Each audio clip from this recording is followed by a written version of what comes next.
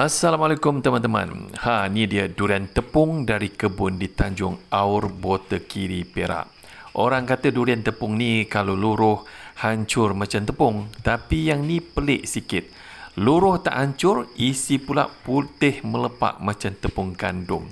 Memang rare weh. Dulu-dulu orang kampung buat tempoyak je durian tepung ni. Sebab isi putih ni orang kata tak berapa nak gairah lah nak makan. Orang kampung lebih suka durian tembaga yang kuning menyala tu.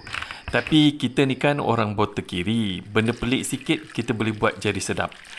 Jom kita buat kuah durian. Senang sangat nak buat kuah durian ni. Yang penting mestilah ada isi durian. Jadi kita gunakan isi durian tepung yang putih melepak ni.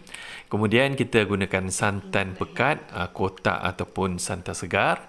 Kemudian kita gunakan juga gula Melaka ataupun gula pasir dan sedikit garam.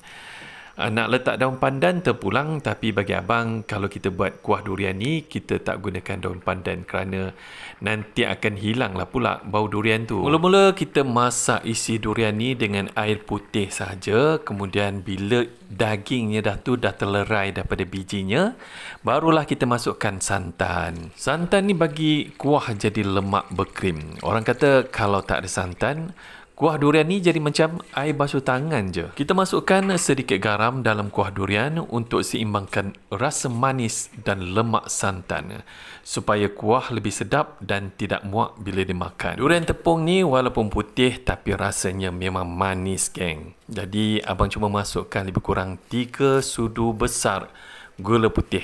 Biasanya kuah durian dimakan bersama dengan pulut kukus, roti putih ataupun roti jala.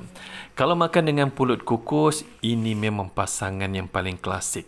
Pulut yang lembut dan sedikit tawar akan serasi dengan kuah durian yang manis dan lemak. Bila dimakan dengan roti pula, tekstur roti yang gebu akan menyerap kuah dengan baik dan biasanya dihidangkan bersama dengan teh di waktu petang. Okey geng, sudah siap kuah durian tepung rare daripada Botakiri. Walaupun isi putih macam tepung, bila dah jadi kuah, sedap dia sampai nak jilat periuk.